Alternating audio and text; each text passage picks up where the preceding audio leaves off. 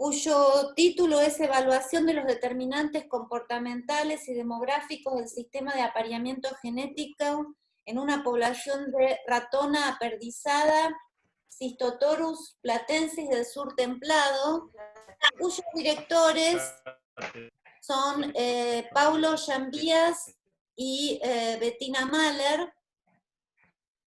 Así que, bueno, les pido a todos que apaguen entonces las cámaras y los micrófonos, así puede comenzar. Los jurados de esta tesis son Cecilia de Márcico, Flavio Quintana y Juan Pablo Isach.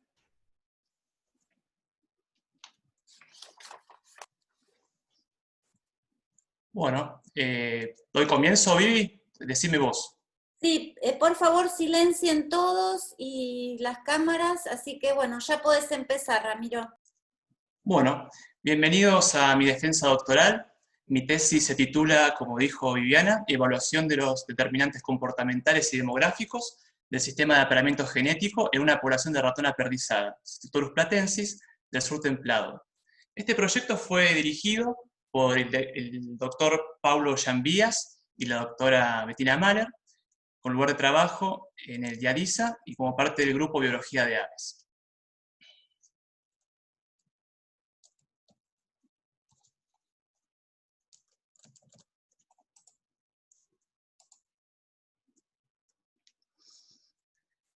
La utilización de herramientas moleculares para evaluar paternidad en las aves cambió radicalmente el concepto del sistema de apareamiento. Actualmente se divide en sistema de apareamiento social y genético. El sistema de apareamiento social describe las relaciones socioespaciales de los individuos con fines reproductivos.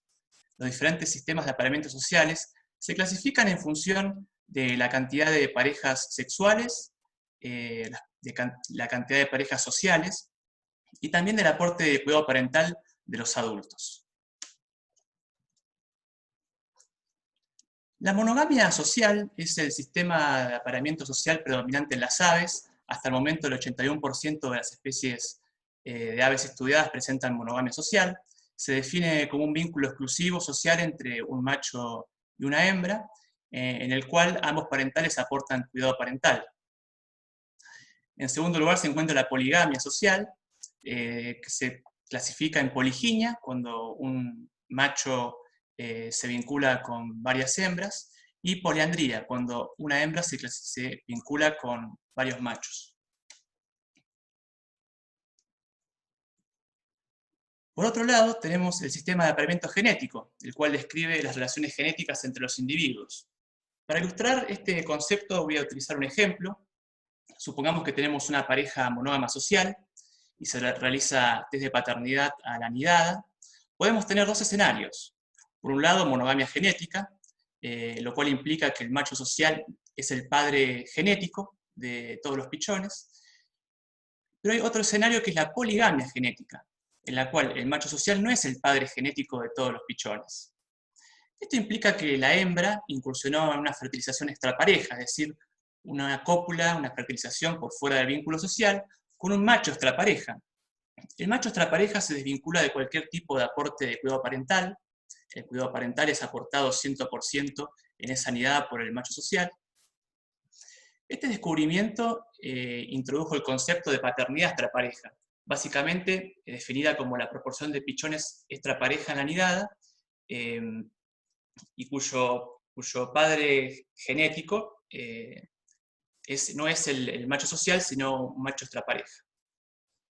La poligamia genética hasta el momento ha sido estudiada en diversas especies y se ha detectado el 76%. Perdón. Se han realizado diversos estudios en diferentes aves en los últimos 30 años para evaluar cómo varía la tasa de paternidad pareja entre especies. Tenemos monogamia genética, como en el caso de Triotorus lubidicianus, una alta tasa de paternidad extrapareja en Tachycyneta bicolor, con casi el 70%, y variación entre incluso poblaciones, como es en el caso de Cetophaga petechia, con valores de paternidad extrapareja entre el 13% y el 33%. Esta variación en la tasa de paternidad extrapareja entre especies motivó estudiar qué factores influyen en estas diferencias. ¿Por qué algunas especies son más proclives al comportamiento extrapareja que otras? ¿Qué factores disparan esto? En los últimos 30 años se han realizado diversos estudios evaluando dichos factores, como puede ser la diversidad genética, factores demográficos como la sincronía reproductiva, la tasa de sexos en la población, el sistema de apareamiento social, la poliginia, la monogamia, el cuidado parental y los rasgos de historia de vida. Por ejemplo, ¿cuál es la diferencia en la tasa de paternidad extrapareja, en cómo influye ser una especie migratoria o una especie residente? Sin embargo, a pesar de la cantidad de estudios realizados, se han encontrado resultados contradictorios y no aflora un patrón consistente para explicar la variabilidad entre especies. Otro problema o dificultad es que buena parte de los estudios sobre paternidad extrapareja fueron realizados en el norte templado, es decir, el neártico y el paleártico. Esto genera dos complicaciones. En primer lugar, comparado al neotrópico, al estar submuestreado, no podemos tener un patrón general de cómo varía también en el neotrópico la tasa de paternidad extrapareja, y no podemos hacer generalizaciones. Teniendo en cuenta además que en el neotrópico reside alrededor del 33% de la diversidad de aves. Por otro lado, buena parte de las hipótesis y predicciones generadas a partir del conocimiento de estudiar la paternidad extrapareja en especies del norte templado se basan en especies con rasgos de historia de vida muy diferentes. Por ejemplo, especies modelos como la Geleus phoenicius, Acrocephalus arundinaceus y Physedula hipoleuca son especies poligínicas sociales y migratorias. Teniendo en cuenta que en el neotrópico la gran mayoría de las especies son residentes y monógamas sociales, es muy complicado evaluar las hipótesis y predicciones que se realizan desde los modelos de estudio del norte templado. Esto es conocido como sesgo del norte templado y es una complicación para evaluar las hipótesis en el neotrópico. Además, las especies neotropicales presentan otras diferencias. Por ejemplo, tienen tamaños de puesta menores y tasa de supervivencia mayor comparadas al norte templado. La especie de estudio de este proyecto es la ratona perdizada, un pequeño paseriforme neotropical, cuya distribución se extiende desde el cono sur de Sudamérica y buena parte del oeste de Sudamérica. Pertenece a la familia Trolodítidae, es monógama social, presenta cuidado biparental, es residente y su principal hábitat son los pastizales y humedales. Es una especie interesante para evaluar paternidad extrapareja porque presenta rasgos de historia de vida particulares. A diferencia de otras especies neotropicales, la ratona perdizada presenta una baja tasa de supervivencia. Sin embargo, a diferencia de las especies del norte templado, es una especie monógama social y residente, no es migratoria. Además, presenta territorios reproductivos agregados, lo cual podría facilitar el comportamiento extrapareja. El objetivo general de este proyecto, de mi tesis, fue evaluar cómo influye el cuidado parental, los factores demográficos, sincronía reproductiva de las hembras y tasa de sexo de adultos, el sistema de apareamiento social, en la tasa de paternidad extrapareja de la ratona perdizada, para aportar una nueva perspectiva a la temática desde una especie del neotrópico. Particularmente, los objetivos fueron describir el sistema de apareamiento genético y determinar la tasa de paternidad extrapareja de la población, analizar si la presencia de pichones extrapareja en el nido determina la inversión en cuidado parental del macho social, describir la relación entre los sistemas de apareamiento social y genético, y evaluar la influencia de la sincronía reproductiva local de las hembras y la tasa de sexos de adultos en la paternidad extrapareja. Bueno, como les contaba, el primer objetivo fue describir el sistema de apareamiento genético y determinar la tasa de paternidad extrapareja de la especie. El área de estudio se localiza en el Valle de Uspallata, en el departamento de Las Heras en Mendoza. Podemos ver que se divide en dos sitios, el sitio Arroyo al norte y el sitio Río al sur. Acá les muestro algunas fotos del sitio. La vegetación predominante son los pastizales de cortadera, donde la ratona realiza los nidos. Y también está atravesado por pequeños canales, que son básicamente desbordes del río Mendoza y el arroyo Uspallata.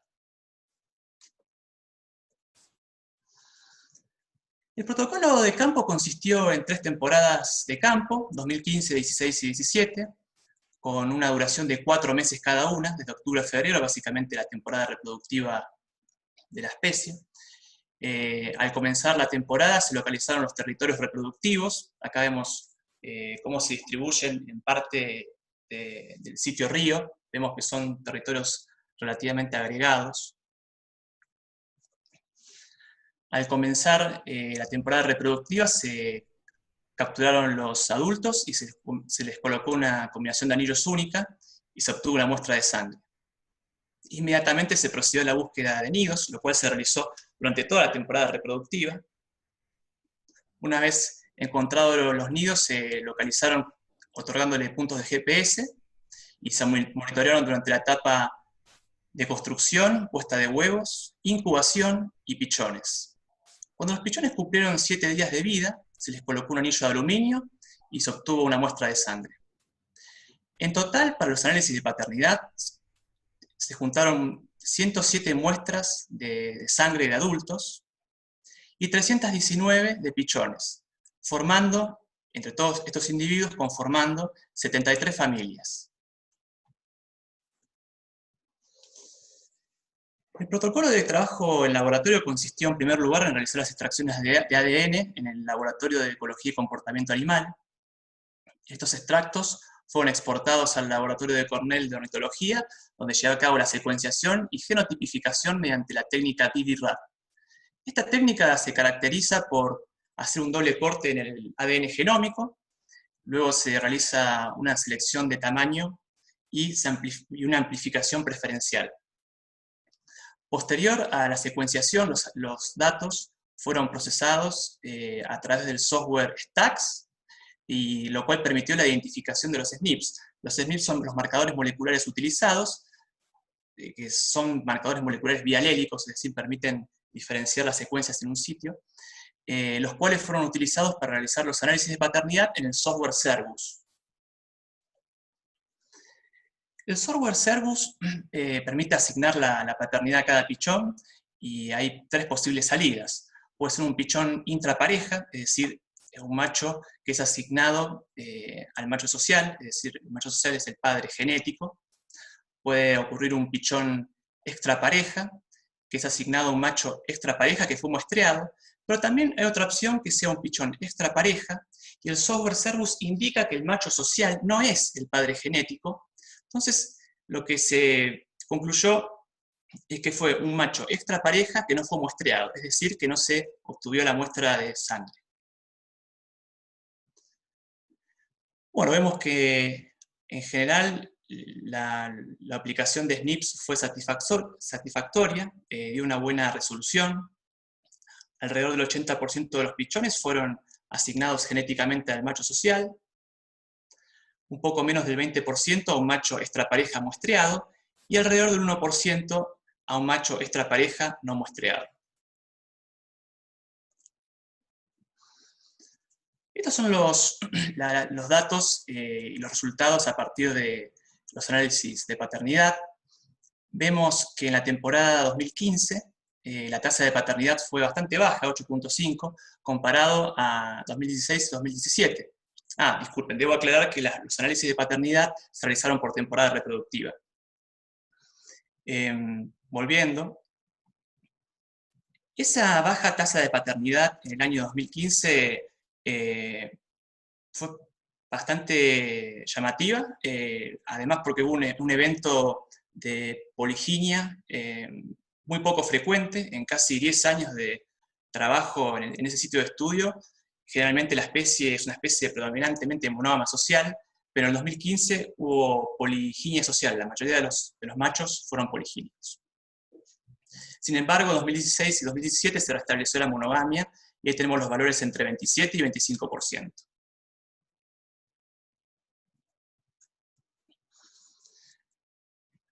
En esta ilustración quiero comparar los valores de paternidad extrapareja de la ratona aterrizada en su sistema de apareamiento social predominante, que es la monogamia social, alrededor del 25 y 27%.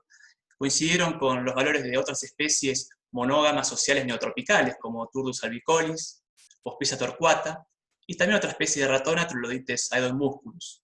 Sin embargo, es cierto que también distó de otras especies. Por ejemplo, otra especie de ratona tropical, Trilotorus rufalus, tiene 2%, casi monogamia genética. Y otras especies, como el Volatinia jacarina o Tachyciniata leucorrhoa, presentan valores de paternidad extrapareja mucho más elevados, al 50% e incluso un poco más en Tachyciniata leucorrhoa.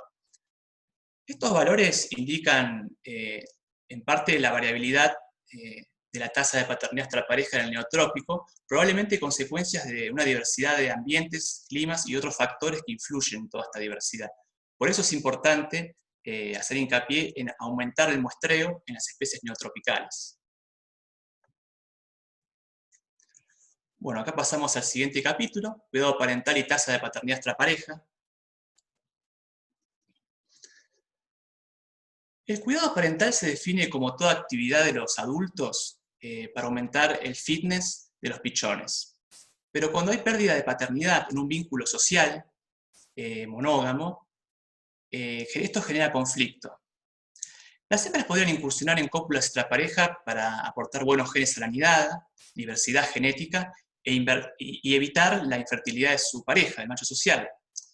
Pero, como costo, podría afrontar la pérdida del cuidado parental del macho. Se esperaría que el macho social desarrolle alguna estrategia para evitar invertir cuidado parental en pichones que no son propios, dado que no es adaptativo. La hipótesis de importancia del cuidado paterno explica que el macho, ante la pérdida de paternidad, disminuye la inversión del cuidado parental. Es decir, si el éxito reproductivo de la hembra depende del cuidado parental aportado por el macho, la tasa de paternidad extrapareja de la especie está regulada por el cuidado parental del macho. Para evaluar esto es importante tener en cuenta y evaluar si el éxito reproductivo de la hembra depende del cuidado parental del macho depende del cuidado parental aportado por el macho. Es decir, cómo impacta el cuidado parental aportado por la hembra y cómo impacta en el desarrollo de los pichones el cuidado del macho. Para eso los objetivos fueron analizar si las hembras compensan la tasa de entrega de alimento total cuando el macho no colabora, estudiar si las hembras entregan presas más grandes cuando el macho no colabora.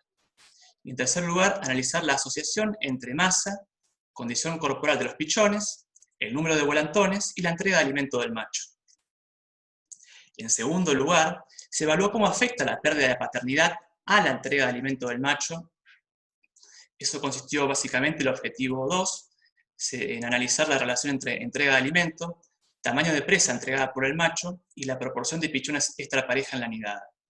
También el objetivo 3 consistió en evaluar mediante un experimento de intrusión territorial la relación entre entrega de alimento, tamaño de presa entregada por el macho y la certeza de paternidad sobre la nidada.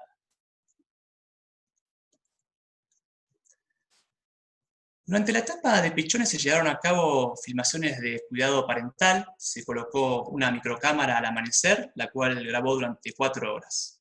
El set de datos con el que analicé cómo afecta el cuidado parental del macho en la hembra y en los pichones consta de grabaciones desde 2011 a 2017.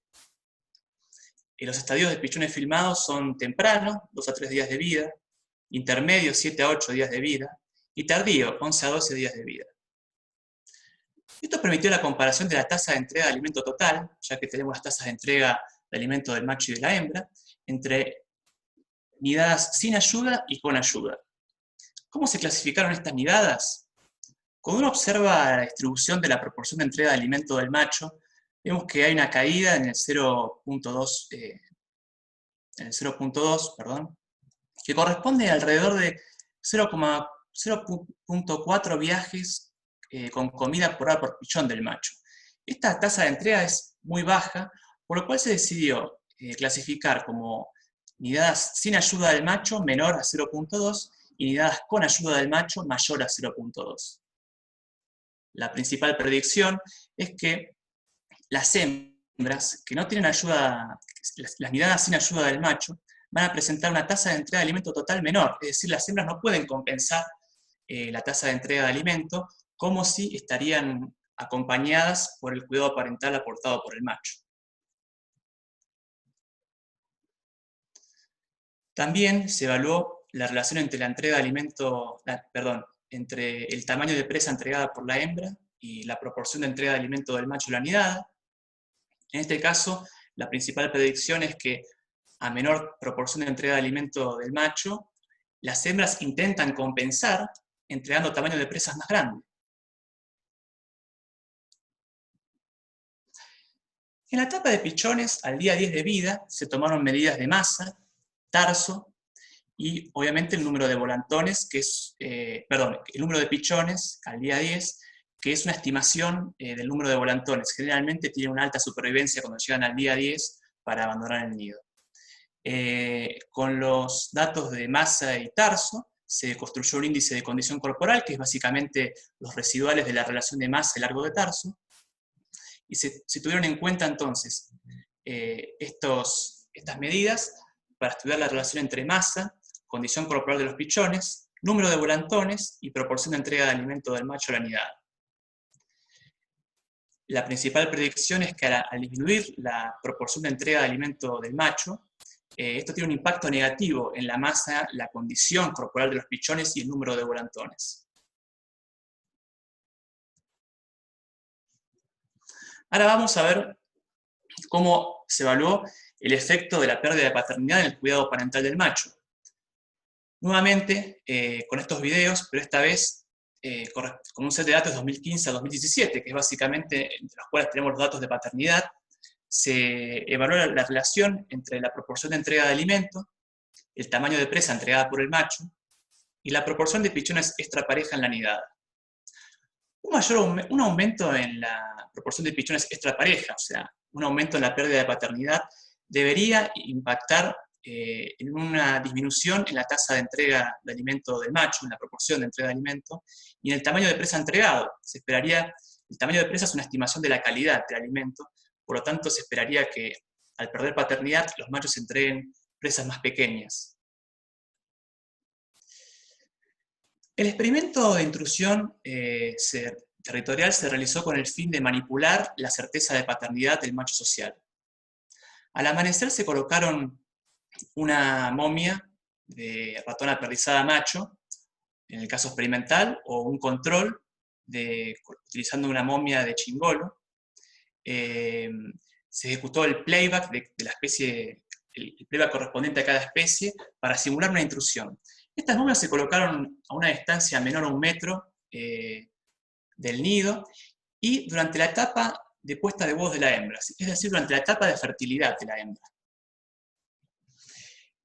Se registró la respuesta del macho social ante la intrusión, tomando nota del número de aproximaciones y número de cantos. Esto es una medida para evaluar si realmente la intrusión fue satisfactoria.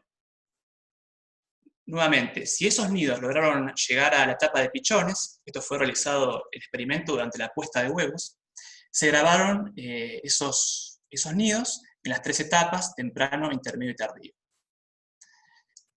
Estos datos permitieron realizar la comparación de la proporción de entrega de alimento, el tamaño de presa entregada por el macho, entre los grupos experimental y control. Se esperaría que si el experimento fue exitoso, es decir, si redujo la certeza de paternidad del macho, los machos del grupo experimental entreguen una menor proporción de alimento y presas más pequeñas en comparación con el grupo control.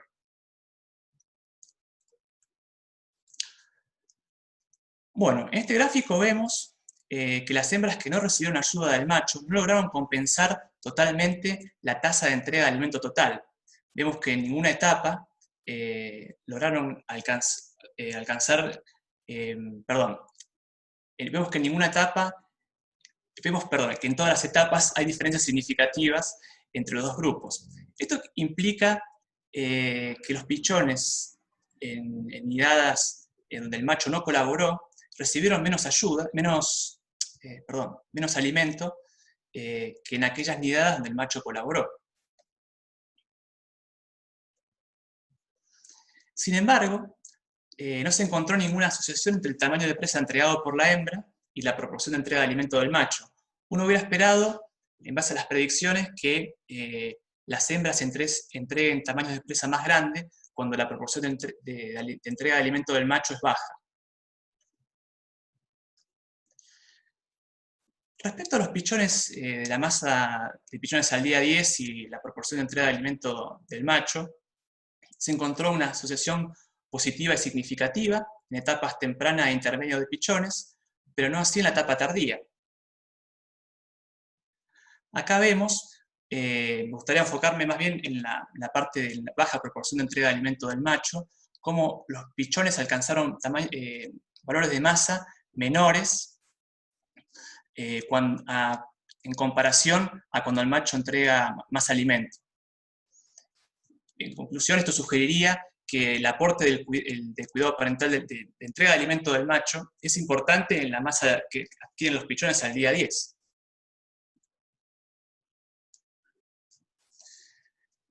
Con respecto al índice de condición corporal y la proporción de entrega de alimento del macho, no se encontró ninguna asociación en ninguna de las 3 etapas. Tampoco entre el número de volantones criados y la proporción de entrega de alimento del macho. Es importante aclarar que en estos análisis se tuvo en cuenta el número de pichones en las nidadas para corregir por el número de pichones y desligarse del efecto de que obviamente hagan más viajes los parentales porque hay más pichones en la nidada. Eso fue controlado en los modelos. Con respecto a cómo alimenta el macho en función de la pérdida de paternidad, no encontramos ninguna asociación en la proporción de entrega de alimento y la pérdida de paternidad, o la proporción de pichones extrapareja. Tampoco el tamaño de presa de los machos influyó en la entrega de alimento en base a la proporción de entrega, los machos no ajustaron el tamaño de presa entregada en función de la pérdida de paternidad.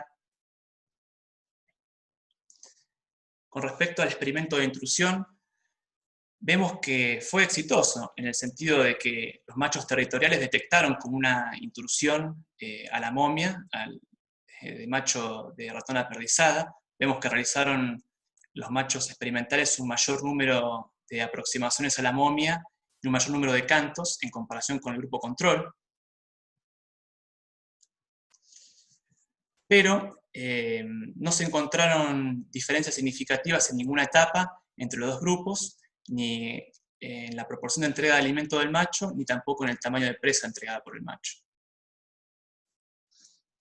Es decir, si el experimento funcionó y se modificó la certeza de paternidad del macho, los machos no regularon su entrega de alimento, los machos experimentales no disminuyeron su entrega de alimento.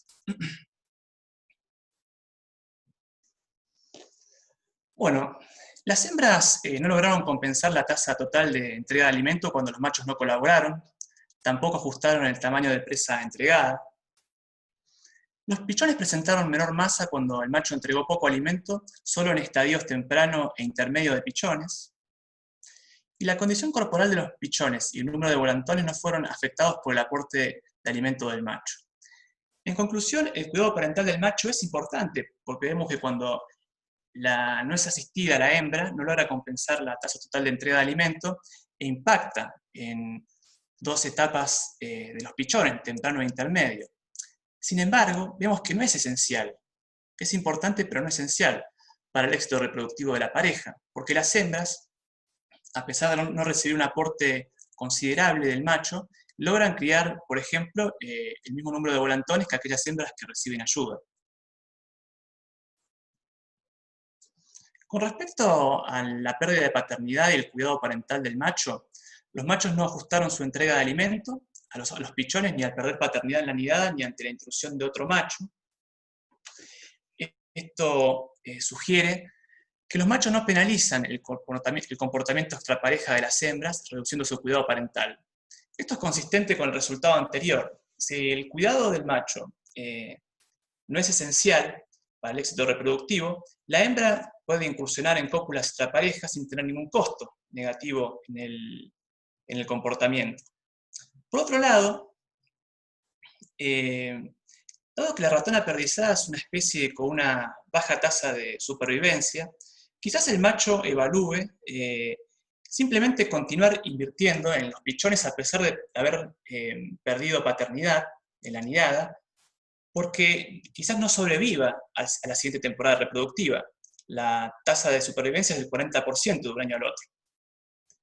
También es cierto que las tasas de paternidad encontradas, reportadas en el capítulo anterior, son tasas moderadas. Quizás estas dos explicaciones sugieran por qué los machos no regulan su tasa de entrega de alimento al perder paternidad. Después de todo, algunos de los pichones en la nidada pueden ser propios. Bueno, pasamos al siguiente capítulo, la relación entre factores demográficos y la tasa de paternidad extrapareja. La sincronía reproductiva de las hembras se define como la proporción de hembras fértiles simultáneamente fértiles en la población. La hipótesis de facilitación de la elección de las hembras explica que la sincronía reproductiva de las hembras posibilita a las hembras comparar la calidad de los machos simultáneamente y evaluarlos como parejas sexuales para obtener fertilizaciones extrapareja. Supongamos que las tres hembras están fértiles simultáneamente, sus parejas sexuales probablemente estén cortejando, realizando despliegues, cantando. Esto, cuando ocurre en territorios agregados, como en la ratona perdizada, permite que las hembras puedan tener una idea puedan evaluar la calidad de los machos vecinos a partir del canto y los despliegues de cortejo. Por eso esta hipótesis plantea que al aumentar el número de que al aumentar el número de hembras fértiles, aumenta la tasa de paternidad extrapareja. Las hembras pueden ver la calidad de los machos vecinos que están desplegando y luego buscar cópulas extrapareja con ellos. Otro factor importante es la tasa de sexos de los adultos, básicamente definida como la proporción de adultos en la población, la población de machos en la población. El sexo que se encuentra en menor proporción tiene mayores oportunidades de reproducirse, tanto mediante vínculos sociales como fertilizaciones extrapareja. Y la principal predicción es que al aumentar la proporción de machos en la población, aumenta la tasa de paternidad extrapareja. Los principales objetivos fueron evaluar la relación entre sincronía reproductiva local de las hembras y la tasa de sexo de adultos y la paternidad extrapareja. En este gráfico vemos cómo la mayoría de las fertilizaciones extrapareja ocurren entre individuos de territorios vecinos. Vemos cómo se distribuyen las distancias que recorren. Y también la distancia promedio de fertilización extrapareja fue aproximadamente 135 metros.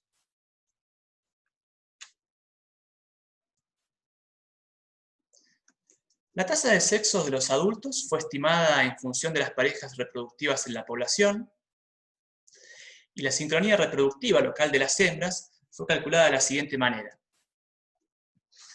Se tomó cada territorio del cual tenemos, cada pareja y territorio del cual tenemos el dato de paternidad, es decir, 73, que son las 73 familias que tenemos datos de análisis de paternidad. Se trazó un radio de 135 metros, la distancia que recorren promedio que recorren los individuos para tener una cópula extrapareja. Y en base a eso se utilizó un índice de sincronía reproductiva local para calcular el porcentaje de hembras fértiles simultáneamente en el vecindario respecto a la hembra focal. Es decir, con el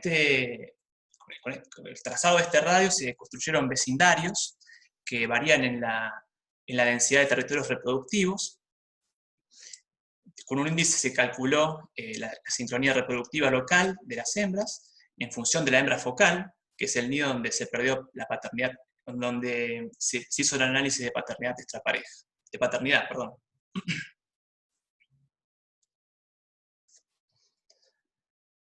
Bueno, no se encontró ninguna relación entre la sincronía reproductiva local de las hembras y la proporción de pichones extrapareja.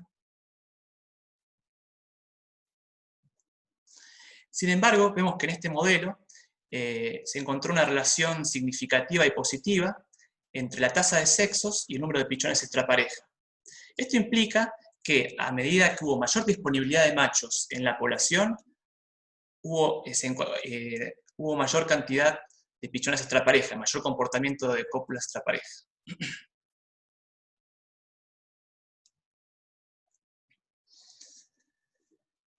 Bueno, la sincronía reproductiva local de las hembras no afectó la tasa de paternidad extrapareja. Una posible explicación es que la ratona perdizada es una especie residente. Los individuos permanecen en los territorios todo el año. Quizás las hembras tengan una evaluación de la calidad de los machos a lo largo del año y no necesariamente justo durante la temporada reproductiva. Puede incluso previamente ocurrir esa evaluación y una estimación de la calidad de los machos. Este factor, la sincronía reproductiva de las hembras, podría jugar un rol importante quizás en especies migratorias, donde año a año las especies, cuando arriban a los territorios, al área de reproducción, deben renovar los vínculos sociales, es decir, deben conocer nuevas parejas y evaluarlas. En este caso, quizás, la sincronía reproductiva sea un factor más importante que en especies residentes.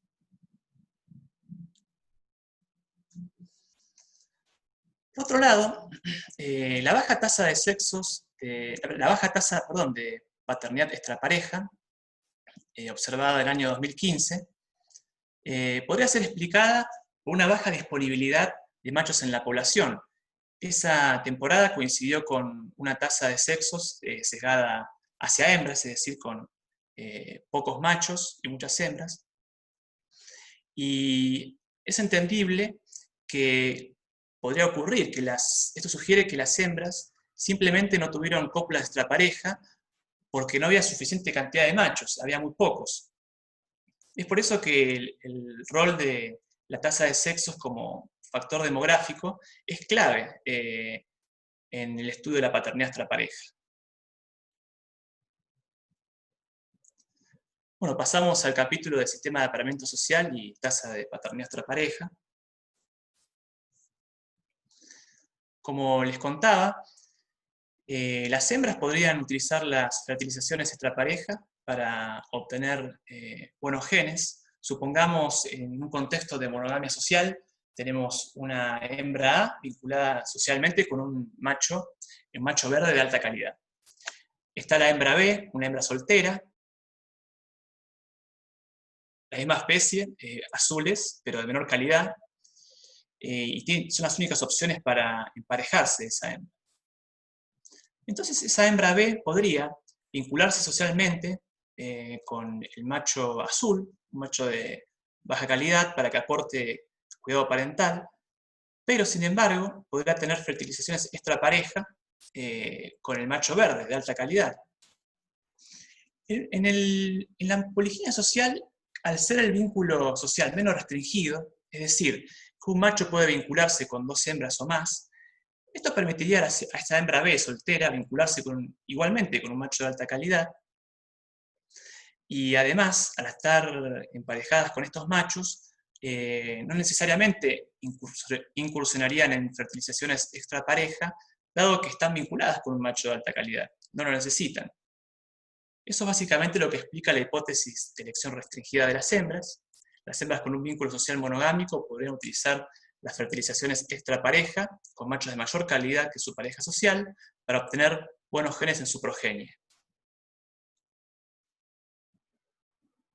Los objetivos de este capítulo fueron comparar la proporción de pichones extrapareja entre unidades de hembras asociadas a machos monógamos y poligínicos, Estudiar si las hembras de machos poligínicos obtienen calidad genética mediante la comparación de la masa y condición corporal entre pichones intrapareja, es decir, pichones del macho social, de machos poligínicos y monógamos. Y el objetivo 3 consistió en evaluar si las hembras de machos monógamos obtienen calidad genética a través de las fertilizaciones extrapareja mediante la comparación de la masa y condición corporal de pichones extrapareja e intrapareja. Bueno, como les comenté, se comparó la pérdida de paternidad entre nidadas monogámicas y poligínicas. La principal predicción es que si las hembras de machos monógamos buscan calidad genética mediante las fertilizaciones extrapareja, se espera mayor proporción de pichones extrapareja en nidadas monogámicas. Nuevamente, los pichones al cumplir 10 días de vida, en el campo se tomaron medidas de masa y tarso, se construyó un índice de condición corporal utilizando los residuales de masa a lo largo del tarso, y se comparó estas medidas de masa y condición corporal entre nidadas monogámicas y poligínicas, excluyendo en esta comparación a los pichones extrapareja. Son pichones intrapareja los que se comparan acá. La principal predicción es que si las hembras de machos poligínicos buscan calidad genética, entonces los pichones intrapareja en nidadas poligínicas presentarán mayores valores de masa y condición corporal. Se realizó la misma comparación, utilizando los mismos indicadores, entre pichones intrapareja y pichones extrapareja, pero de nidadas monogámicas. La principal predicción es que si las hembras de machos monógamos buscan calidad genética mediante las fertilizaciones extrapareja, entonces los pichones extrapareja presentarán mayores valores de masa y condición corporal.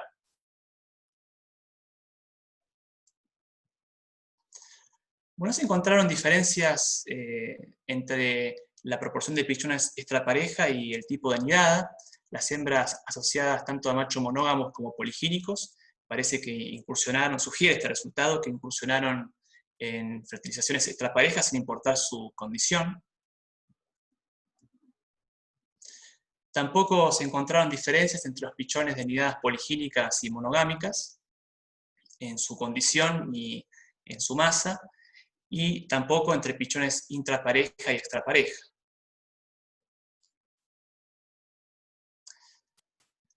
Bueno, las hembras de machos poligínicos y monogámicos obtuvieron fertilizaciones extrapareja en proporciones similares, es lo que sugieren los resultados, y las variables morfológicas medidas en pichones de machos poligínicos y extrapareja no reflejaron una mayor calidad de los individuos.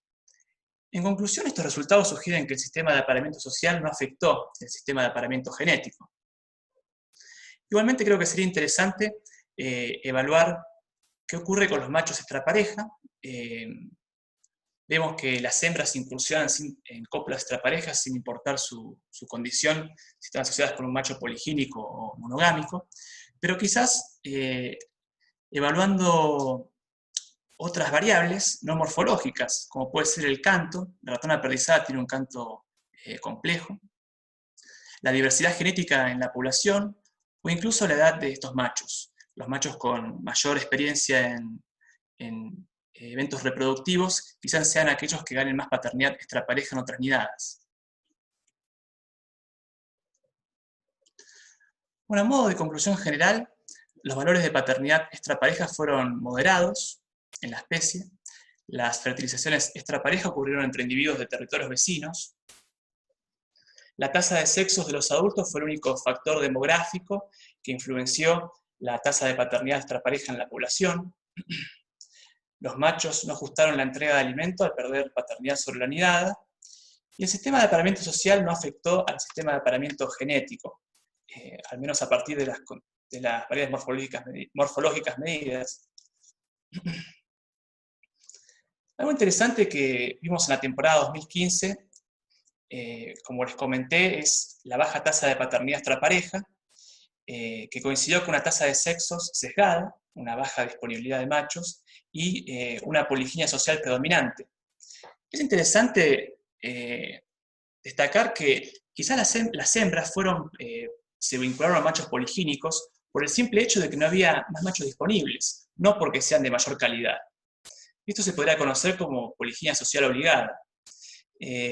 Vemos que al aumentar esa disponibilidad de machos, en las temporadas 2016 y 2017, la tasa de paternidad extrapareja fue relativamente moderada, la tasa de sexos balanceada, había tanta cantidad de machos como de hembras, y se volvió al sistema de apareamiento social predominante, que es la monogamia social. Es por eso que me parece interesante que en los estudios de paternidad extrapareja, cuando evalúan otros factores, incluso calidad, sea tenida en cuenta la tasa de sexos de los adultos. Por otro lado, este estudio sienta las bases para seguir incursionando en el tema de la paternidad extrapareja. Por ejemplo, es interesante comprender que los individuos tienen cópulas extrapareja, con la mayoría de las cópulas ocurren con individuos de territorios vecinos, lo cual focaliza y da un marco espacial de aproximación para evaluar, por ejemplo, la calidad de los machos o diversidad o el canto de los machos vecinos. Y creo que también sería interesante, otra pregunta que queda abierta es, ¿cuál es el sexo que busca las cópulas extrapareja? ¿Es la hembra que visita territorios de otros machos y copula con ellos? ¿O es el macho que visita territorios de otros machos y copula con la hembra social?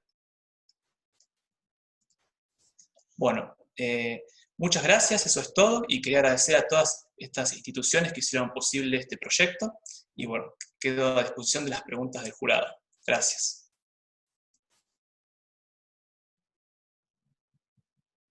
Bueno, Ramiro, ¿podrías dejar de compartir pantalla? Y Sí. les pido a los jurados, los doctores Cecilia de Márcico, Flavio Quintana y Juan Pablo Isach, que pueden comenzar con la etapa de preguntas, para lo cual, bueno, les pido que enciendan sus micrófonos y sus cámaras.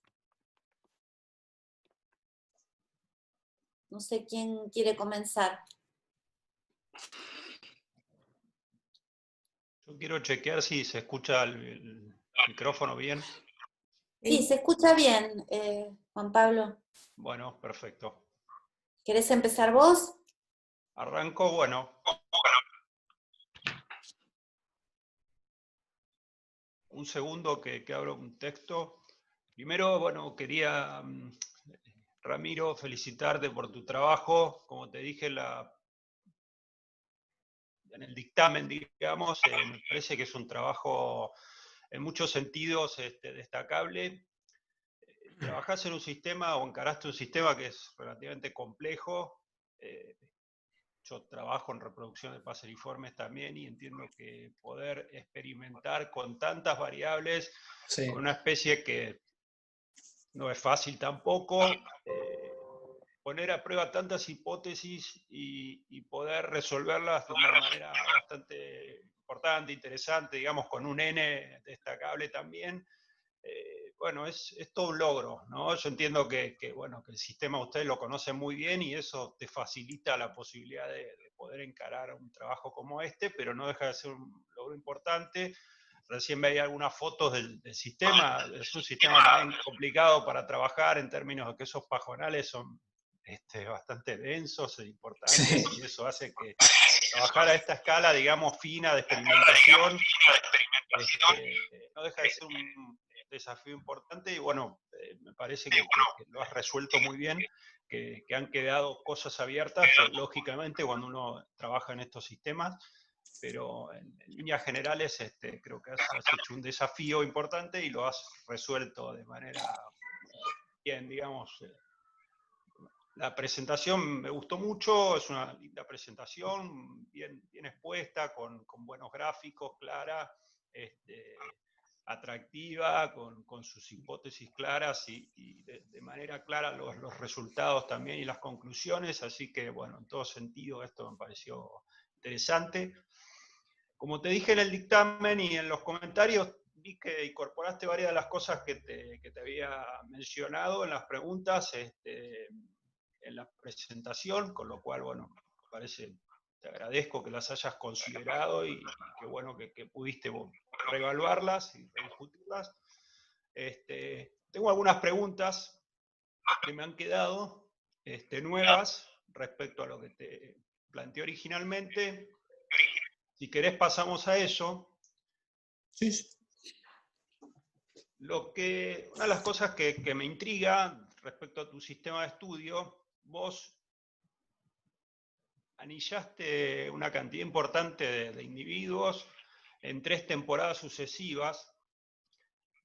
Mi pregunta es si es posible o si has visto reavistajes de individuos anillados en años anteriores. Si es así, si esto es así, si hubo cambios entre temporadas en las respuestas esperadas entre años, es decir, me da la sensación que al tener individuos anillados de diferentes temporadas, está bueno, o no sé si has tenido posibilidad de ver la respuesta de un mismo individuo en diferentes años, cómo ha sido eso, los reavistajes y los individuos anillados, incluso los juveniles que vos anillaste en un año, si los pudiste ver al otro año y reproduciendo, ¿cómo fue un poco esa relación entre años y bichos anillados? Bien, Juan. Sí, la verdad que buena parte de los individuos que observamos año a año permanecen en el sitio, los adultos, incluso con el territorio, algunos en los mismos territorios, algunos se mueven un poco, pero también aparecen los que anillamos con combinación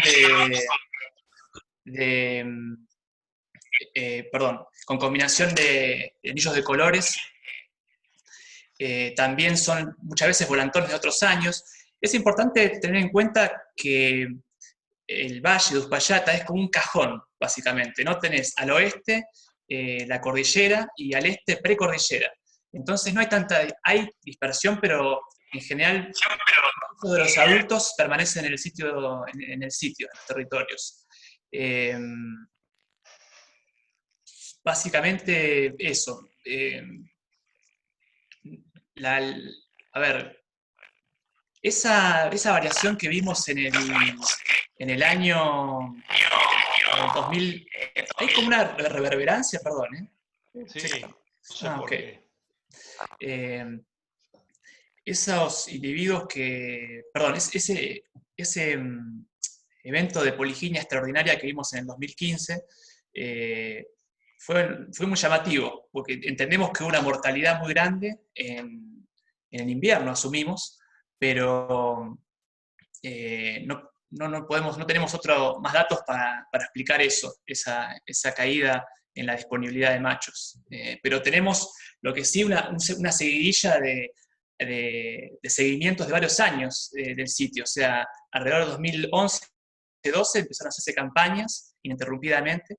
Y bueno, pero en gran parte son individuos adultos que son de años anteriores. Y después, muchas veces hemos vuelto a anillar con anillos de colores, pichones la temporada anterior, porque los anillamos al día 7 con aluminio, y en la temporada siguiente eran adultos con territorios. Sí.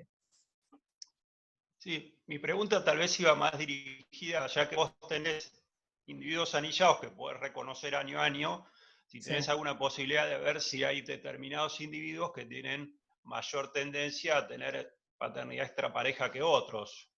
Si hay alguna posibilidad. Perdón. Sí, lo que pasó, Juan, es que los análisis genéticos que hicimos fueron de parejas únicas, o sea, no repetimos casi machos en sucesivas temporadas los valores de paternidad, o sea, no tenemos paternidad extrapareja de los mismos machos en sucesivas temporadas, por una cuestión de intentar tener un espectro mayor del comportamiento a nivel de la población. Me hubiera encantado, incluso una forma ideal de evaluarlo, Juan, es comparar la paternidad extrapareja del macho con diferentes hembras o mismo de la misma pareja, pero por temas de costos, además económicos, no fue posible eso. Se priorizó tener el dato de paternidad extrapareja de diferentes individuos y no repetir las parejas. Bien. Otra cosita, una duda. Vos tenés como 2 grandes áreas, ¿no? De muestreo. Una que es el arroyo y otra el río. Sí. ¿Hiciste alguna comparación entre estas áreas en términos de paternidad extrapareja, ¿son áreas bien diferentes en términos de la superficie o son similares? Me Hay parecía más pequeñas... grande la... Sí, perdón. No, decime.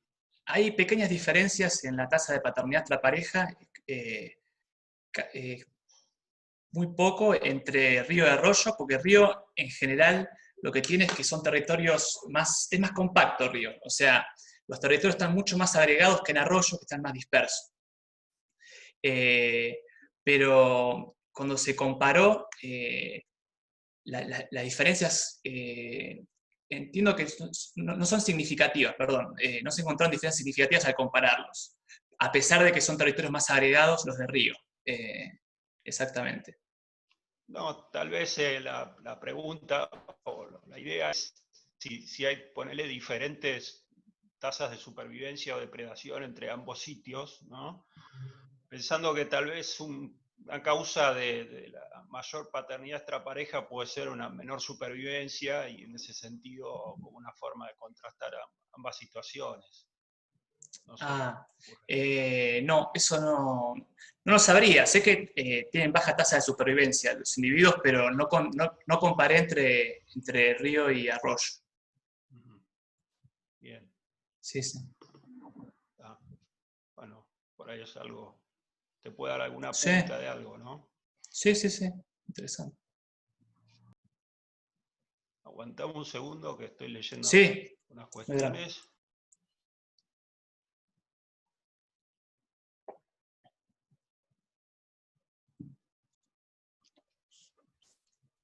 No, yo te hacía un comentario general así, un poco pensando en el sistema, ¿no? Cuando empecé a leer la introducción, al principio me encontré con tantas hipótesis que, digo, qué cantidad de hipótesis para un mismo proceso, y cuando te pones a ver todo, uno dice, bueno, ¿cuánto hay de todo esto, digamos, en la cabeza de un macho, ¿no? Hipotético, o de una hembra, tener que decidir entre tantas posibilidades de resolver una cuestión de esta, ¿no? ¿Hasta qué punto uno diría hay decisiones que se toman adrede o cuestiones que tienen que ver con la misma variabilidad del sistema, ambiental del sistema, que hace que sea un sistema, digamos, con esa variabilidad, que obviamente siempre en el fondo uno asume que hay una cuestión adaptativa, ¿no? En todo. Pero ¿cuánto hay no sé si vos te lo has planteado en términos te has plantado en el campo, te has visto como un macho o una hembra, y decir, bueno, ante toda esta cantidad de decisiones se plantean en términos de la cantidad de hipótesis que hay para un mismo proceso, digamos, que es la paternidad extrapareja, ¿cómo lo ves eso en términos de resolverlo, en términos de la cantidad de decisiones que hay que tomar en función de... Sí, totalmente, Juan. O sea, de hecho, creo que por eso la gran contradicción que hay en muchos de los estudios.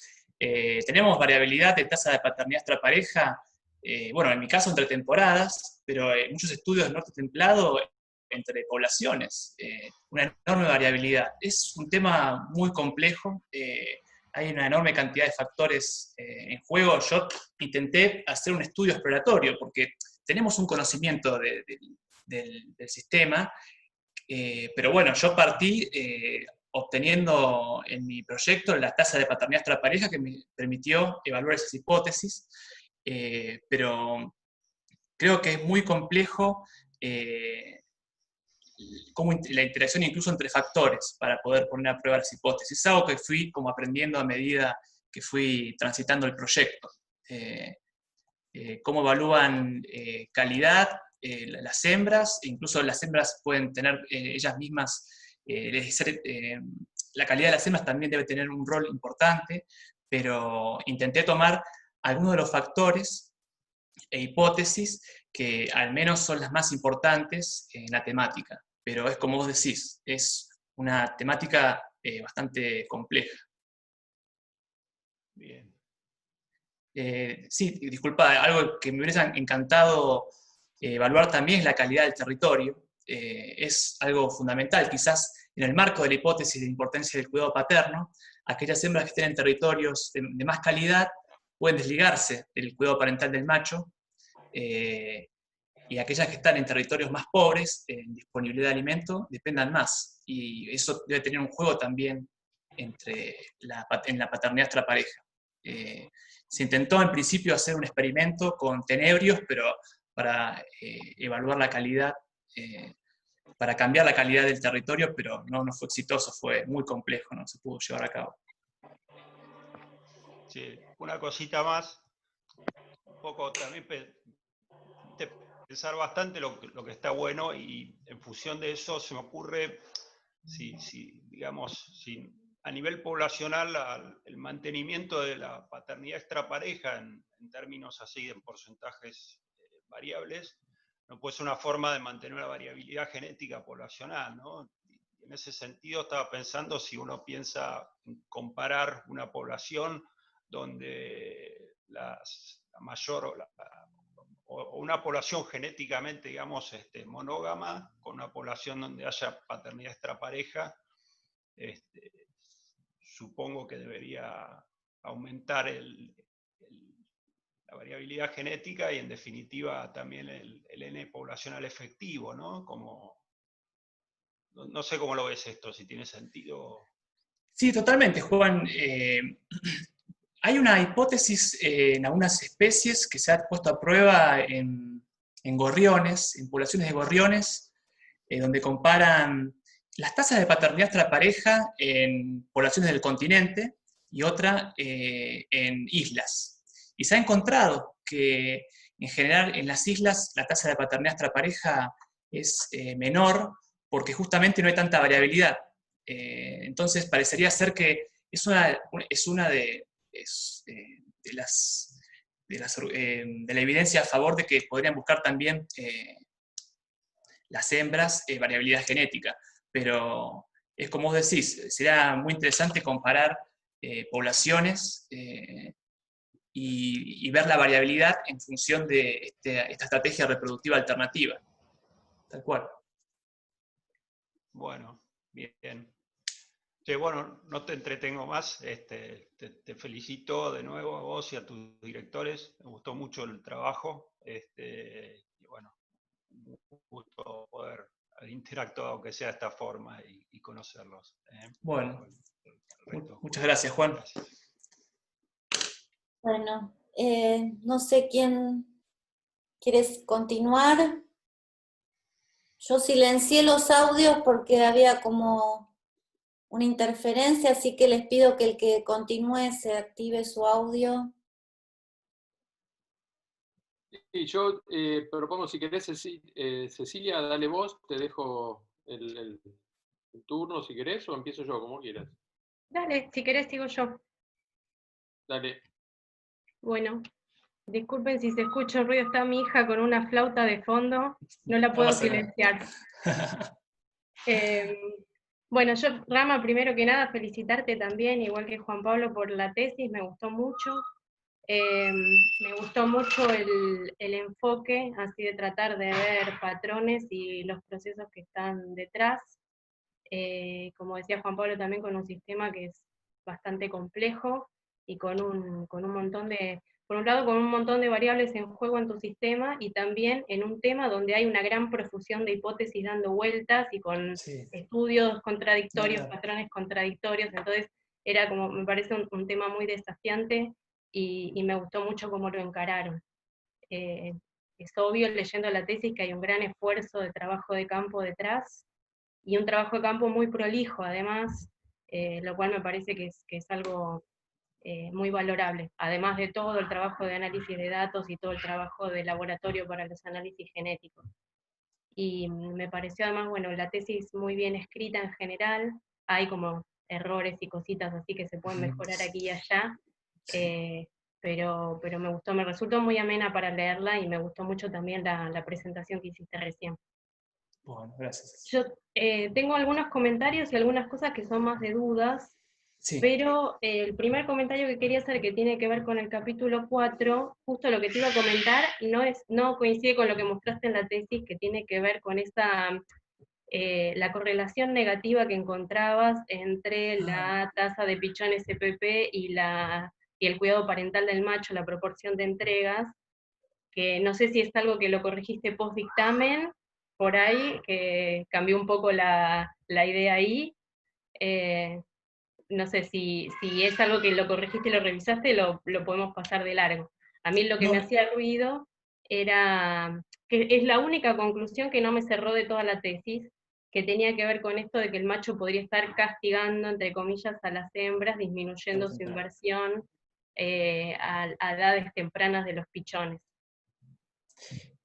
Sí, yo quería pedir disculpas sobre el tema porque es algo que quería mencionar, pero creo que con los nervios del momento no lo hice, pasé de largo. Sí, Ceci, tal cual es como vos decís. Estuve viendo la estadística y los análisis, y es efectivamente, Ceci, vos sabés que ingresé un comando en el modelo, el comando weights, para corregir la tasa de entrega, con tal mala suerte que cuando lo hice para la tesis, lo ingresé erróneamente, el comando, y dio significativo. Después, cuando estoy corrigiendo la estadística, me di cuenta que ese comando que había ingresado estaba mal. Lo corregí, y bueno, sí, es cierto, perdón que no lo avisé cuando estaba dando la charla, lo corregí luego de las correcciones que hicieron. En principio, es verdad lo que decís, pero dado que en pichones tempranos parece ser que dependen del cuidado del macho, porque alcanzan tamaños de masas menores al día 10, y también tengo un gráfico, pasa que si no tengo que compartirlo, pero aparte, pero también es cierto que en la etapa temprana de pichones, los pichones dependen de la hembra porque no pueden termorregular, y todo el alimento que reciben lo canalizan en crecimiento. A medida que van creciendo los pichones, por lo menos en especies altriciales, van independizándose del aporte de alimento y empiezan a termorregular. ¿Qué pasa? Si el macho no aporta alimento en el nido durante la etapa temprana de pichones, la hembra tiene que dejar de hacer brooding, tiene que dejar de empollar para alimentar a esos pichones, y los expone a morir de frío, ¿no? a caer la temperatura corporal. Pensamos que esta explicación, conjunto con un impacto negativo en la masa de pichones al día 10, podría explicar eso. Por eso lo pensé de esa manera, tal cual. De hecho, lo esperamos, pero bueno, eventualmente con estos resultados no es así. Está bien. Sí, mi sugerencia frente a eso era revisar el análisis y revisar los datos. Sí. Pensaba también si no había por ahí un desbalance en la proporción de nidos con muchos pichones extrapareja y pocos pichones extrapareja entre edades, y eso por ahí te estaba como generando un sesgo. Porque lo que no me cerraba de la lógica de la conclusión es que si el macho de alguna forma está evaluando la certeza de paternidad, supongamos que lo hace a través de ver las excursiones que hace la hembra social fuera del territorio, como podría, digamos, da ciertos indicios el experimento de intrusión, la certeza de paternidad no cambia con la edad de los pichones, o sea que si el macho decidió que tiene baja certeza de paternidad y va a bajar su inversión, ¿por qué no seguir bajando su inversión en las edades más tardías y solamente a los días 2, 3, con él? Sí. Pero bueno, esa era la duda que me surgió leyendo la conclusión, como que no me cerraba la lógica, pero bueno, lo dejamos del costado porque fue como una correlación que tenía más que ver con el análisis de los datos que un efecto real. Sí. Después, algo que me parece como muy interesante para explorar es esta cuestión de quién paga los costos de la deserción del macho, digamos, o de la baja contribución del macho, porque vos ves que hay como una caída en el peso y tarso de los pichones a día 10 cuando el macho entrega menos alimento a edades más tempranas. Pero yo viendo los promedios, o sea, está bien que son bichos muy chiquitos, pero la diferencia es más o menos de medio gramo. O sea, me preguntaba y no ves diferencias en la supervivencia o sea, en la proporción de los pichones que sobreviven. Entonces digo, ¿cuánto puede impactar esa diferencia en la condición física, en la supervivencia después que los pichones dejan el nido? Y si en realidad la que no es la hembra la que está pagando ese costo, o sea, no lo paga en términos de reproducción actual, ni en la condición ni en la supervivencia de sus pichones, sino que lo puede estar pagando ella en términos de su propia supervivencia o éxito reproductivo futuro, que es una idea que aparece en la discusión, aparece también en la discusión final, así como medio al pasar, y me parece que por ahí es algo como interesante para explorar, y en particular te quería preguntar si tienen algún indicio, por ejemplo, de que sean las hembras que están en mejor condición física las que tengan más proporción de pichones extrapareja en sus nidos. Claro, sí, sin duda, Ceci. Bueno, algo que nos quedó afuera quizás sea eso, evaluar condición de las hembras, totalmente. Esa podría ser otra variable que esté jugando, es otra variable más jugando en la variación de la tasa de paternidad extrapareja. A ver. En la bibliografía hasta ahora lo que encontré respecto a eso es que las hembras en buena condición sesgan la tasa de sexos de los pichones, pero es otro tema. No, estoy pensando ahora relacionado a condición de hembra y paternidad extrapareja, en este momento no recuerdo, pero es una variable que pienso que es interesante para evaluar, totalmente. No lo sabemos eso. Sí, sí. Y después, bueno, una cosa de curiosidad que yo creo que por lo que dijiste no tienen una respuesta, pero es ¿qué pasó en el 2015? O sea, que si estuvo relacionado, piensan que pudo haber estado relacionado con algún evento climático, con alguna cuestión ecológica en la zona, algo que haya hecho que cambie tanto el patrón, digamos, de poliginia y de tasas de EPPs. Sí. No, la verdad que no sabemos si hubo una mortalidad diferencial o dispersión, o no sabemos si tiene que ver con un efecto climático. Algo interesante para evaluar quizás es evaluar la condición de esos individuos, quizás sean individuos más grandes o que nos pueda dar una idea de a qué presión a qué presión de selección estuvieron expuestos, pero no. Y aparte, lo que pasó es que en 2014 hubo monogamia social y una tasa de sexos balanceada. O sea, algo pasó entre temporadas que bajó enormemente la disponibilidad de machos y ocurrió este efecto de poliginia que yo me acuerdo que estaba muy preocupado en el campo porque decía, yo vengo a estudiar monogamia social acá. O sea, mi proyecto se basa en monogamia social y me estaba preocupadísimo. Y de golpe al siguiente año se balanceó. Y bueno, algo interesante que expuse en la tesis es el tema de la tasa de sexos, que quizás las hembras se vincularon a los machos poligínicos por una cuestión de disponibilidad, una especie de poliginia social obligada, y no por un tema de calidad. Fue algo que me impactó y lo fui como procesando a lo largo de que fui entendiendo y tratando de tener una mirada más general, que es lo que más me costó en la tesis, tener una mirada general de todos los factores en juego e intentar obtener una conclusión de los pequeños resultados que fui obteniendo. Bueno, en relación con eso, también es como que me quedó una cosa picando en el capítulo 5, cuando haces la comparación entre la tasa de pichones extrapareja entre los nidos con machos monógamos y poligínicos, y pones como variable la temporada. No encontrás diferencias significativas entre monogámicos y poligínicos. Yo reharía ese análisis cambiando un poco el modelo, porque me parece que ahí la temporada, justamente como tenés diferencia entre 2015 y los otros años, me parece que la temporada se está como comiendo toda la variabilidad, y por ahí sería más interesante hacer la comparación pareada entre temporadas, porque si vos tenés, los datos muestran como un 11% de los poligínicos contra un 23% de los monógamos, algo así. O sea, no es una diferencia tan menor. Entonces yo por ahí revisaría ese análisis porque me parece que sería como muy interesante si vos ves que los monógamos tienen más EPPs, digamos, que los poligínicos, como que iría un poco al revés de lo que se ve en muchas especies de América del Norte, ¿no? Sí, sí, sí, sí.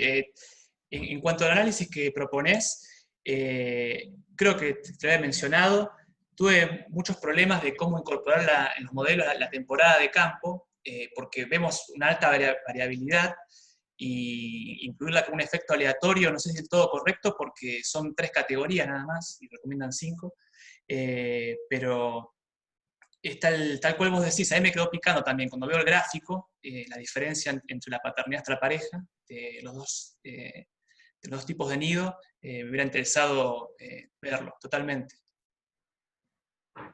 Y tengo una última cosita y ya termino. Una cosa con la cuestión de qué es lo que están buscando las hembras con las cópulas por fuera de la pareja, y siguiendo con esta idea, digamos, de que pueden estar buscando buenos genes, por ahí me llamó un poco la atención que no hicieran una comparación entre la condición física de los machos, o sea, dentro de los machos monógamos, una comparación entre los machos que tuvieron pichones extrapareja y los que no en su nido, a ver si hay más pichones extrapareja cuando la hembra está pareada con digamos, un macho social de peor condición.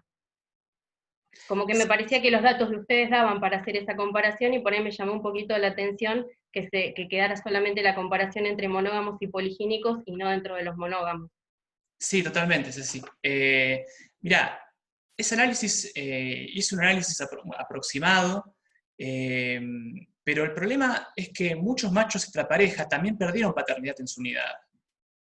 Eso fue como, no me quedó muy claro cómo clasificarlos. O sea, en la zona de Río, donde son los territorios bastante agregados, hay una zona en que, una parte en que básicamente muchos machos ganan paternidad extrapareja y pierden su nido. Y no me termina de quedar claro cómo clasificar esos machos, quizás evaluando la cantidad total de pichones, el éxito reproductivo genético de esos machos, los pichones que ganan en otro nido, los propios menos los que pierden. Pero también es cierto que no tengo los pichones extrapareja de toda la población, o sea, esos machos también pueden haber tenido pichones extrapareja en otra nidada, que no pude muestrear, o que los pichones no llegaron al día 7 porque murieron y no pude obtener la muestra de ADN. Entonces, quizás lo podría evaluar, pero me hace ruido cómo considerar esos machos y qué tan muestreado tengo la ganancia de pichones extrapareja en la población de otras nidadas, que han, por ejemplo, han muerto antes del día 7 y me quedé sin el dato de paternidad extrapareja. Yo lo pensaba más como la comparación o sea, viéndolo desde el punto de vista de la hembra, en realidad, decir, bueno, en función de con quién se aparea la hembra, si ese nido tiene más pichones extrapareja o no. Pero bueno, es cierto, esto que vos estás diciendo complica todo el panorama también, porque si vos tenés, o sea, un macho que uno diría es un macho por ahí de baja calidad y pierde paternidad en su nido, pero gana paternidad digamos, por fuera de la pareja, es como que esa idea también se desdibuja un poquito. Claro, totalmente, pero me interesaría seguir incursionando y entendiendo esta relación, totalmente. Bueno, por mi parte nada más, y reitero las felicitaciones para vos y bueno, para Paulo y para B que están ahí también, porque me pareció una tesis muy buena. Bueno, muchas gracias, Ceci. No, Flavio, entonces te cedo la palabra a vos. Dale, gracias Viviana. Bueno, ¿qué tal Ramiro? ¿Cómo va? Hola, Flavio, ¿cómo estás? Bien, bien. Bueno, yo me voy a concentrar principalmente, creo que en el dictamen fui, digamos, bastante claro, me parece, en cosas que tienen que ver con el enfoque que tuvo la tesis. No me voy a concentrar tanto en resultados particulares, porque bueno, ya me expedí en el dictamen, Y por lo tanto, después de escuchar las dos interacciones con el resto del jurado, me parece que ya esos temas están, nada, no vamos a contribuir mucho más yendo a cosas particulares. Realmente me sumo a lo que comentaron los dos colegas que me precedieron en cuanto a que es un muy buen trabajo de tesis, creo que cumple con todo lo necesario, sobre todo en lo que es el proceso de aprendizaje y formación, me parece, de un tesista doctoral. Así que nada, mis felicitaciones por eso, tanto a vos como a tus dos directores, me sumo a eso. Pero no puedo no decir lo que sentí al leer la tesis, y tal vez ahí discrepemos con el resto del jurado. Yo sentí frustración al leer la tesis, y me gustaría que esto no sea tomado como una crítica, sino como un proceso más dentro de tu aprendizaje. Porque, nuevamente, aclaro, en primer lugar, el proceso de formación como doctorado está más que cumplido, ¿sí? ¿Se entiende eso? Sí. Creo que estás totalmente en condiciones de tener tu graduación. ¿Y por qué digo frustración? Digo frustración por lo siguiente, nuevamente, por favor, con la mejor voluntad y la mejor intención en este proceso, que considero también como parte de tu formación, ¿sí? El proceso de defensa de una tesis. Para mí nunca fue una formalidad la defensa de una tesis. Entonces, frustración, ¿por qué? Porque noto de entrada que tenés un manejo muy bueno, impresionante, de toda la parte teórico-conceptual de bibliografía, y también porque la tesis enfrentaba un problema bien complejo, bien complejo. Yo cuando empecé a leer la introducción general y vi que se trataba, digo, la mierda, ¿en qué se metió este pibe para hacer una tesis doctoral? Realmente, dije, y me predispuse, pero con un placer terrible a leerla.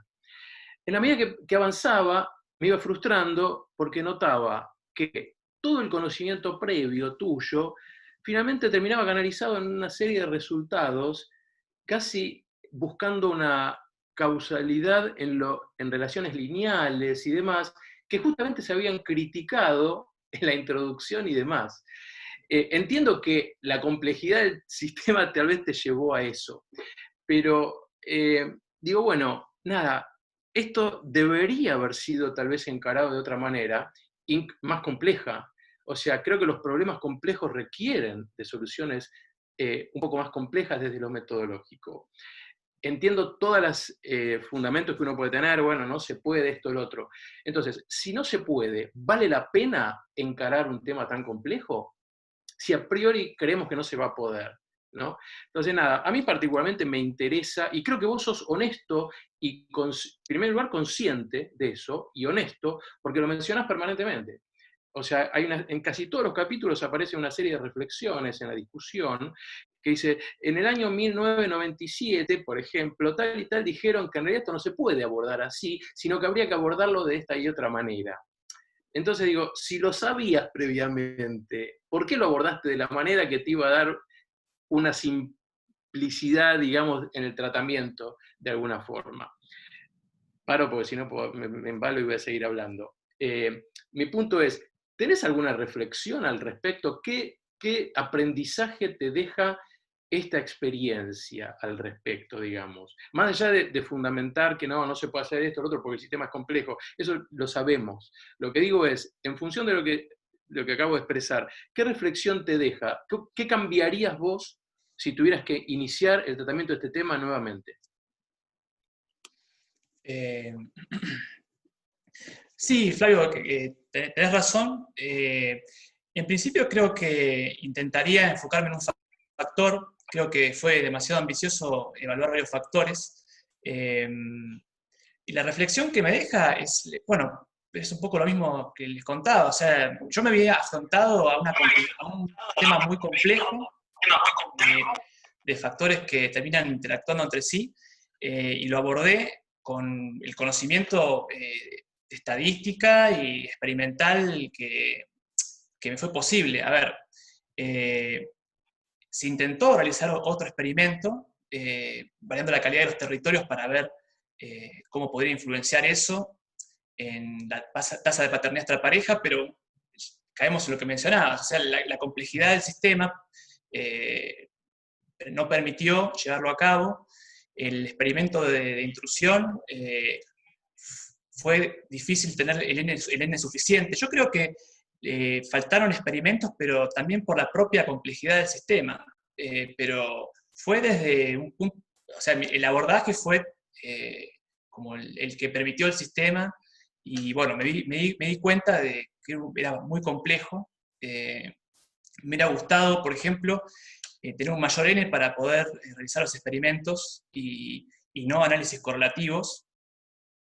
Pero es cierto también que ante la alta predación que tienen los nidos, y además ese N, esos nidos son complejos de encontrar, se reparten entre otros estudiantes de doctorado que cada uno tiene sus experimentos, pero coincido en lo que decís, o sea, y como reflexión es que creo que me hubiera concentrado más en un factor, por ejemplo, cuidado parental, y haberlo abordado con más herramientas y más experimentos. Eso coincido, porque haberlo abordado así fue complejo, y además también me pasó que tenemos un conocimiento de la especie, pero aún somos un grupo que está iniciándose, y creo que este proyecto en parte fue exploratorio. Pensá que sabemos que los passerines en general pierden paternidad. Hay muy pocas especies de passerines con monogamia genética, y bueno, nos jugamos a encontrar, y bueno, la encontramos efectivamente, pero es cierto que también fue exploratorio el proyecto. Pero coincido en parte que me hubiera gustado realizar un abordaje más complejo, sobre todo con la parte experimental.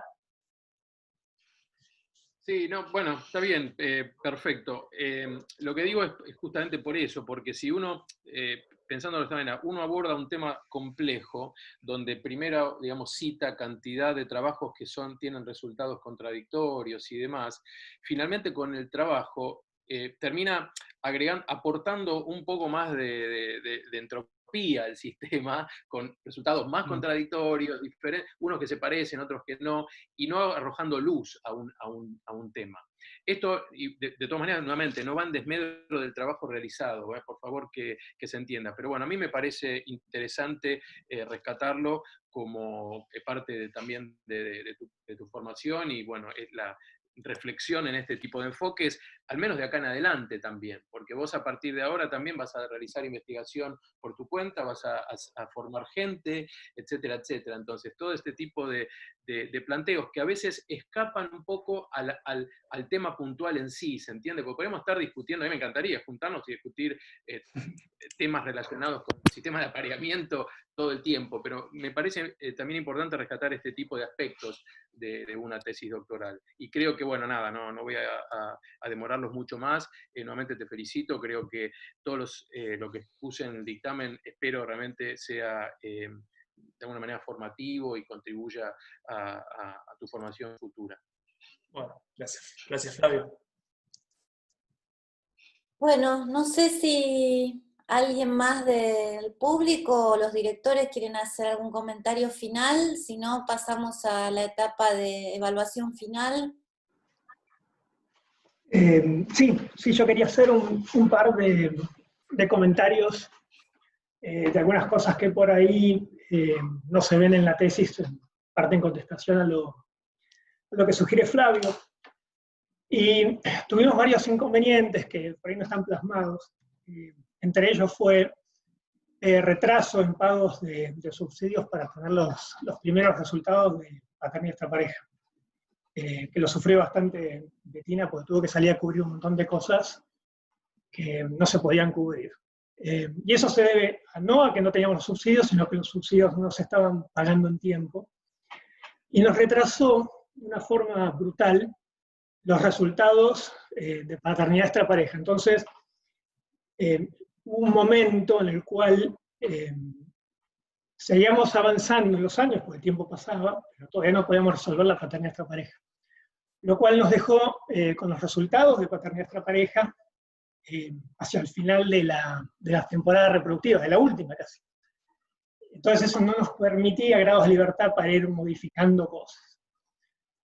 La segunda, que que tiene que ver un poco con lo que comentaba Ceci hace un rato, es de la muestra que pudo analizar Ramiro debido a la escasez de fondos, es una submuestra. El proyecto abarcaba una muestra bastante más grande que permitía contestar otras preguntas que al final no las pudimos resolver, con respecto, por ejemplo, a cómo los machos ganan paternidad y pierden paternidad en nidos ajenos, y efectos de la edad. Lo que pasa es que llegó un momento que nos tuvimos que juntar y decir, bueno, ¿cómo vamos a salvar esto con fondos muy escasos, ¿no?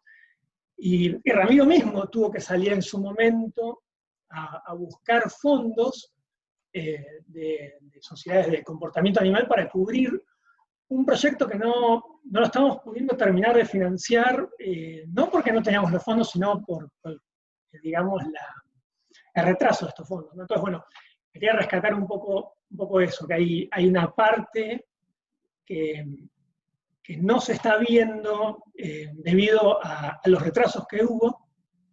Y con respecto a Rama, digamos, él ahora continúa, digamos, con esta base que él tiene, de los resultados profundizando bastante más. Ahora creo que todos tenemos las preguntas bastante más claros y dónde enfocarnos en función de estos resultados previos que no existían. Ese era un tema grande, ¿no? Empezar en un tema complejo, sin resultados previos, de una incertidumbre muy grande, y sobre todo cuando esos resultados llegan casi a último momento, ¿no? Que fue uno de los problemas más grandes que tuvimos. Yo esperaría ahora a futuro, digamos, con esta base y con estos resultados parciales, que Rama siga profundizando y que pueda aportar algo de luz, digamos, en este lío de hipótesis y resultados contradictorios.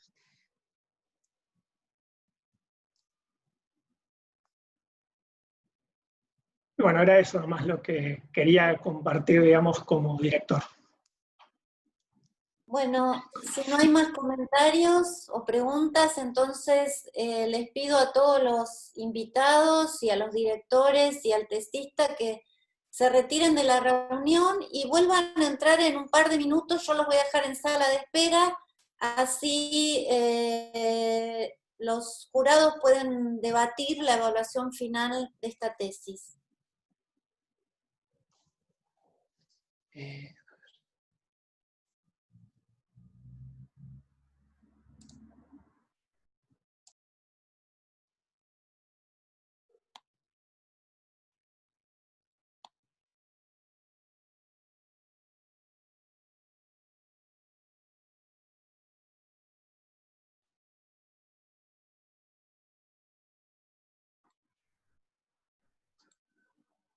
Para ahí salgo.